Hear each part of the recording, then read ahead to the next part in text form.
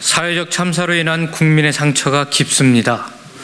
어려운 시기입니다만 그럼에도 꼭 필요한 이야기를 하기 위해 이 자리에 섰습니다. 바로 국민과 기업, 국가 전체가 피해자인 경제적 참사에 대한 이야기입니다. 김진태발 금융위기가 걷잡을 수 없이 확대되고 있습니다. 그 규모가 가히 경제적 참사라 할 만합니다. 어제 9일 단기 자금 시장의 바로미터격인 CP91물 금리가 연 5%를 찍었습니다. 글로벌 금융위기 이후 13년 10개월 만에 최고 수준입니다. 신용 스프레드는 지난 7일 기준 한 달 전보다 40bp나 상승한 151bp까지 치솟았습니다. 국가의 대외 신인도를 나타내는 CDS 프리미엄은 지난 3일 75bp를 기록하며 6년 9개월 만에 최고치를 찍었습니다. 더불어민주당이 경고한 대로 제2금융권이 직격탄을 맞았습니다. 흥국생명, DB생명이 달러와 신종자본증권 콜옵션을 행사하지 않거나 연기하는 충격적인 사태가 벌어졌습니다. 유동성 위기가 신용위기로 번지는 것 아니냐는 섬뜩한 우려마저 나옵니다. 골든타임을 수수방관했던 금융수장들은 이제와 외신을 찾아다니며 해명하기에 급급합니다. 정부가 뒤늦게 내놓은 50조 플러스 알파 대책은 미봉책에 불과했다는 것이 증명되고 있습니다. 모두가 예상했던 대로입니다. 이미 너무 늦은 시점에 충분하지 않은 대책이 발표되었습니다. 이에 진상조사단은 정부의 대응 과정을 중심으로 몇 가지 의문을 제기하고자 합니다. 첫 번째, 정부 시스템의 실종입니다. 진상조사단은 지난 9월 28일부터 10월 23일까지 25일간의 골든타임 동안 금융감독원이 일상적 모니터링 이외에 별도의 대응을 취하지 않은 것을 확인했습니다. 모니터링은 매일 시장의 지표나 동향 등을 임원에게 보고하는 수준에 불과했으며 별도 회의나 내부 보고, 경제당국과의 소통은 없었다고 답변받았습니다. 기획재정부 역시 마찬가지로 사태의 발단이 된 강원도 및 김진태 강원도지사와 단 한 차례도 소통하지 않은 것으로 밝혀졌습니다. 금융당국 내 김진태발 채권 불신 확산에 대한 위기 인식이 부재했으며 채권 시장 충격을 금리 인상 등 요인에 의한 일상적 위기 정도로 치부한 것으로 보입니다. 금융감독원이 제출한 활동 내역을 구체적으로 살펴보면 더욱 가관입니다. 9월 28일자 이 건은 증시 하락, 10월 12일, 13일자는 금통위의 기준금리 인상, 10월 14일 이 건은 미국 CPI 발표에 따른 대응책 논의를 위해 개최한 건으로 확인됐습니다.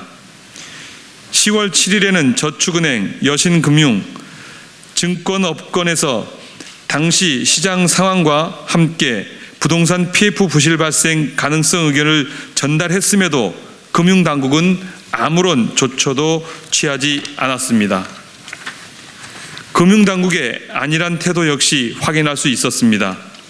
금융시장이 얼어붙은 동안에도 금융당국에서는 적극 대응하겠다, 노력을 강화하겠다, 점검을 지속하겠다, 면밀히 모니터링하겠다 식의 언급만 있었던 것을 확인하였습니다. 이번 위기를 얼마나 안일하게 바라보는지 알 수 있는 대목입니다. 당국이 처음으로 실질적인 조치를 취한 시점은 10월 12일과 20일 두 차례뿐이었습니다. 그마저도 각각 회사채 CP 매입, 여력 2조 원 확대, 은행 통합 LCR 규제 비율 정상화 유예, 악성 루머 단속 등 좀스럽고 민망한 수준의 찔끔 대책에 불과했습니다. 금융당국은 어째서 위기로 인지하지 못한 것입니까? 만약 위기 상황을 인지하고 있었다면 이를 방조하고 대책 발표 시점을 놓친 원인이 무엇입니까? 철저한 진상과 책임 규명이 필요합니다. 두 번째, 윤석열 경제팀의 실정입니다.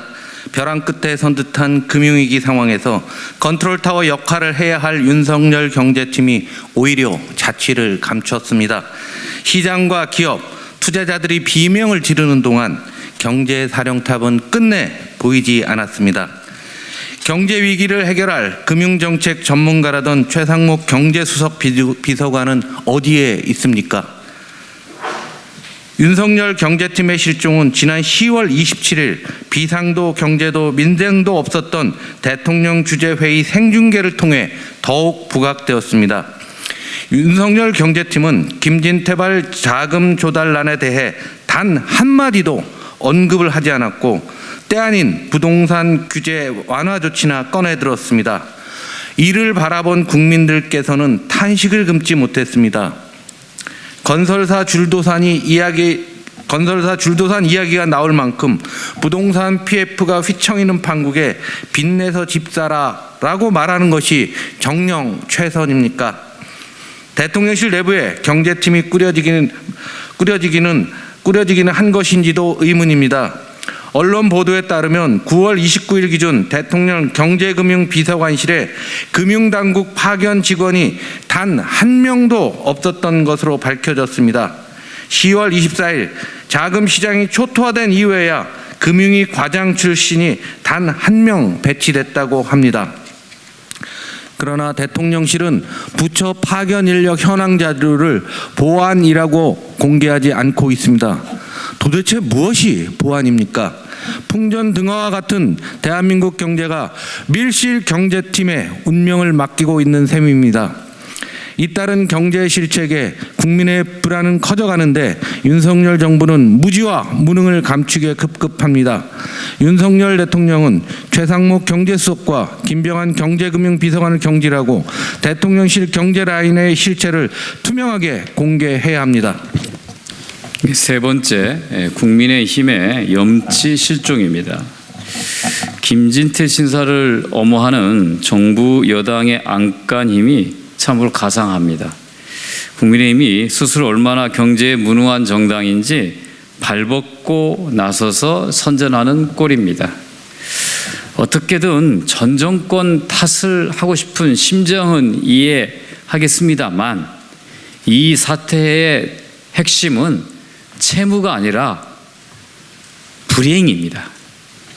김진태의 무지와 무능으로 채권 시장에 생명과 같은 신뢰, 크레딧이 무너졌고 그 여파로 가뜩이나 어려운 자금 조달 시장이 더 빠르게 심각하게 얼어붙은 것이 이 사태의 본질입니다. 어째서 이런 기본적인 경제 논리조차 이해하지 못하고 책임자를 감싸기에 급급한 것인지 한심합니다.